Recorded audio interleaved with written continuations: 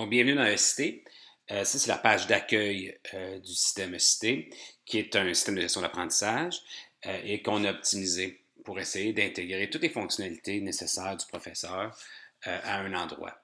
Donc, ce que vous allez voir, c'est qu'ici, on a essayé d'épurer aussi un petit peu l'espace. Donc, on a vraiment mis le focus sur l'information en créant des composantes graphiques individuelles pour les différentes responsabilités, les différentes fonctionnalités du professeur.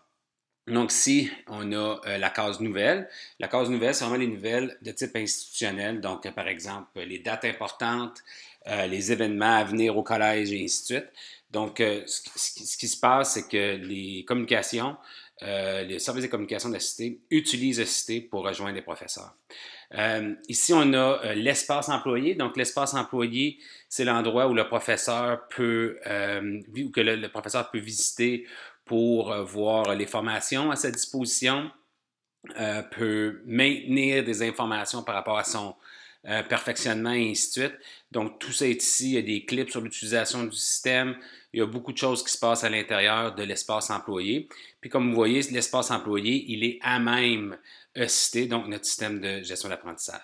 Donc, si on retourne à l'accueil, on va regarder d'autres composantes de navigation qu'on a essayé d'intégrer dans ECT. Donc, ici, il y a toutes les formations de ressources humaines par rapport à une loi qui existe en Ontario par rapport aux personnes handicapées. Donc, ça, c'est ici l'accès à des sessions virtuelles, principalement pour les professeurs de la formation continue. Donc, on voulait s'assurer que tout le monde ait accès rapidement aux différentes sessions virtuelles. Puis ici, c'est la composante principale qui sont les cours du professeur. Donc, chez nous, il y a une intégration entre le registraire et ECT pour s'assurer que tous les cours des professeurs soient pré-créés dans ECT par session. Fait que le professeur pourrait naviguer à travers ces sessions pour voir son historique de cours et évidemment sélectionner la session actuelle pour voir ses cours actifs.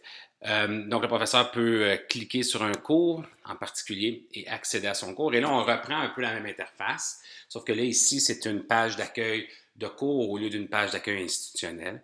Donc, les nouvelles dans ce cas-ci, ce sont des nouvelles qui sont diffusées uniquement aux étudiants à l'intérieur du cours du professeur et non pas à l'institution au grand complet. Une des choses intéressantes, encore une fois, c'est qu'on a essayé de mettre sur cette page d'accueil-là les principales composantes associées au travail du professeur au cours de sa session. Donc, ce que vous voyez, les nouvelles pour communiquer avec les étudiants, savoir quel est notre système d'intervention ou d'identification des étudiants à risque, le calendrier court, la création du plan de cours, fait que ça, c'est une nouveauté. Maintenant, le professeur peut créer son plan de cours au début de la session directement dans ECT. Fait qu'encore une fois, c'est d'essayer d'intégrer le tout dans un outil. Puis ici, vous avez les principales fonctionnalités quotidiennes que le professeur peut employer. Donc, par exemple, sa liste des participants. Donc, la liste des participants ici, ce sont tous les étudiants inscrits dans son cours. Faites à noter, c'est pas une inscription manuelle, tout est automatisé à travers notre registraire par rapport à la création des listes de classes. Donc, c'est rapidement le premier travail qu'on a fait.